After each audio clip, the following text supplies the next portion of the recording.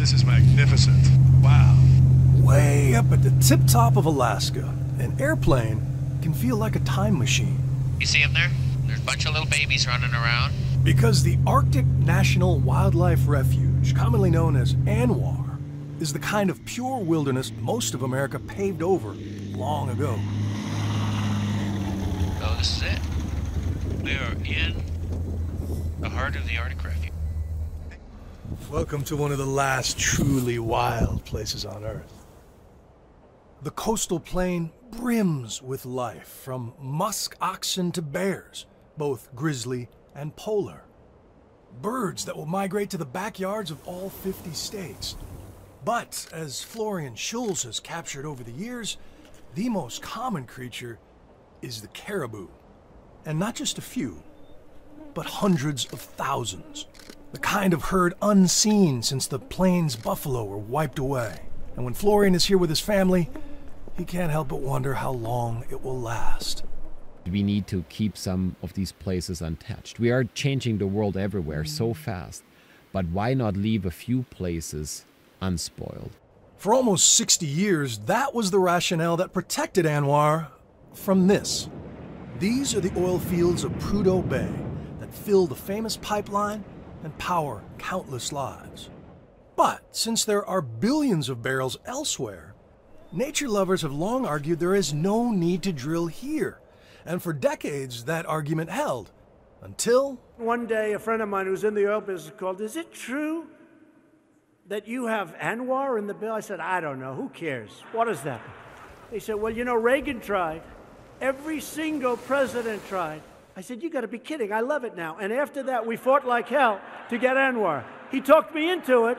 December's tax cut bill also opened ANWR to drilling, thanks to Alaska Senator Lisa Murkowski, who slipped in the provision, knowing that it would only need 51 instead of 60 votes to pass.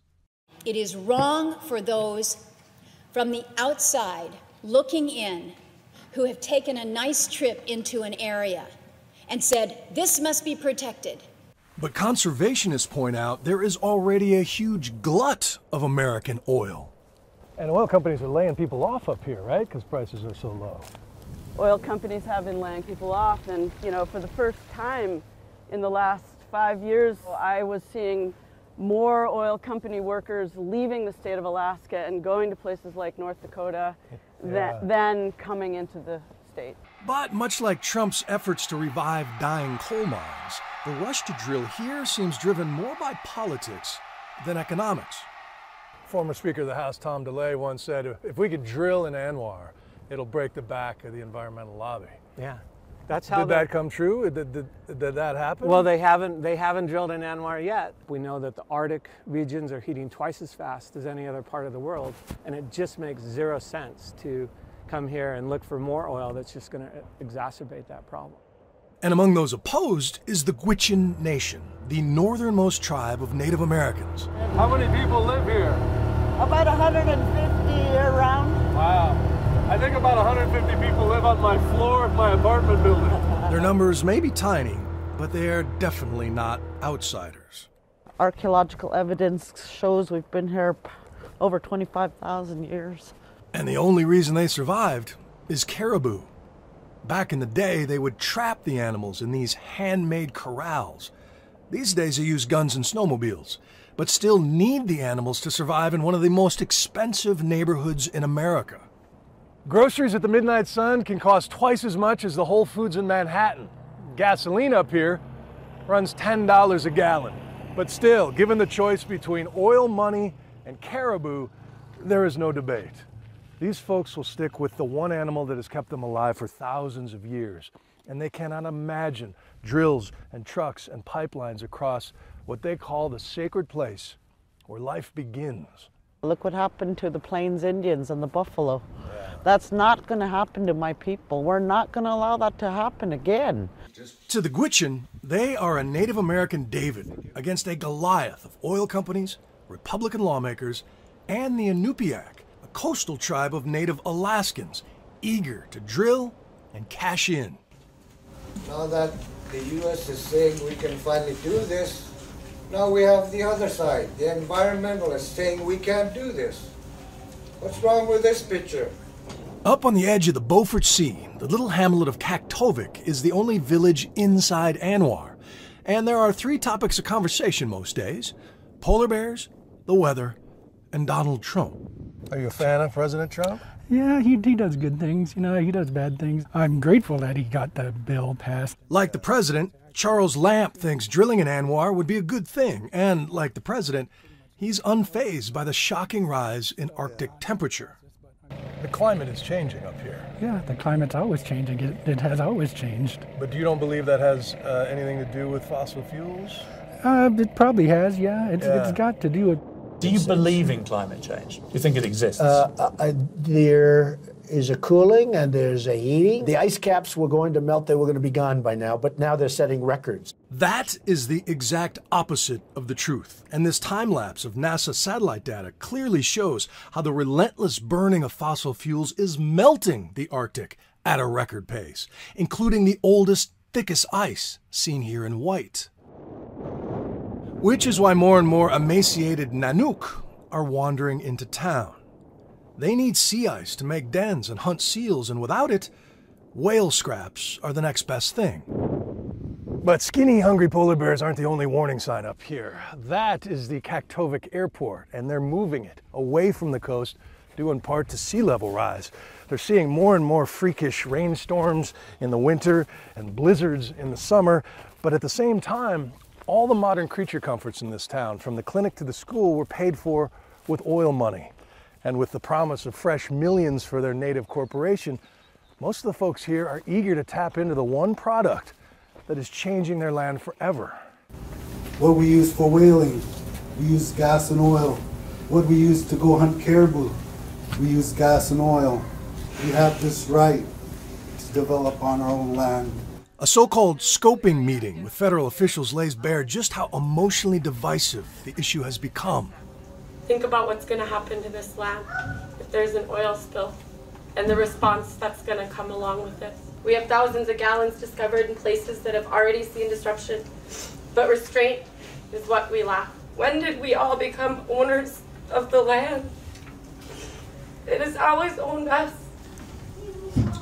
Thank you for that message. Can we ask where you were from? That loaded question and the tension in the room shows how much resentment there is for outsiders who want to protect the refuge. Human rights violations, genocide. A lot of folks don't know our history. Are we going to be used as pawns in the future, or are we going to stand up for our people? The Inupiaq have gotten a raw deal since the first U.S. troops arrived here after World War II. Moved their village, dumped toxic waste, and even submitted their people to bizarre medical experiments. When Alaska discovered oil in the 70s, they were among the tribes who signed over their land in exchange for shares in native corporations. While across the refuge and in the mountains, the Gwich'in refused to embrace the white man's profit motive. They held on to their land and their way of life. The only assets that they had was the land. So they partnered with who they could, like on the North Slope, their land, oil. So they partnered with the oil companies. We've told them our position, like our culture, our spirituality, our traditional way of life is based on the caribou, and we're not willing to give it up. I'd say that they have the moral high ground. They're trying to preserve their culture, and the people that are pro-oil are doing it for money. Back in Kaktovik, Robert Thompson is known as the local anti-drilling gadfly, a wildlife guide who carries a revolver just in case that skinny polar bear gets grouchy. This gun is more powerful than Dirty Harry's gun. Is that right? He points out that the native-owned Arctic Slope Regional Corporation is worth billions thanks to royalties from other drilling sites. But that wealth does not trickle down. And when there is an improvement, the costs are enormous. The water and sewer project here cost about $1 million per household. So there's corruption here, and people want to keep that money flowing. You know, it's going to the leaders of these corporations. Regional corporation board members get average income of $1 million per person, so they want to keep it. There are a lot of people in Chicago or Dallas or Iowa who believe this is their land too. It is a national wildlife refuge, like a national park. Yeah, but they want to keep it pure, but they will never set foot here. I don't think it's right for them to be able to tell us what we can and cannot do with our own land. You know, we're the best stewards of our land. That is the kind of local support pro-drilling lawmakers like Lisa Murkowski love to highlight. I have listened to colleagues say that we are destroying the refuge, that we will turn this into an industrial wasteland. I am offended. I am horrified. And it is wrong. Despite our numerous requests, she refused to be interviewed. And one reason may be that, unlike the president, she is one Republican who believes in man-made climate change, but wants her state to keep drilling regardless. If this will happen here, it would just destroy the entire place. Meanwhile, Florian hopes everyone, including the good people of Kaktovik, will just take the long view. I'm using resources. I'm driving a car, but I feel we need to think in new ways. We need to think in new technologies and stay with the value of keeping wild landscapes, because once they're gone, they're gone. Bill Weir, CNN, Kaktovik, Alaska.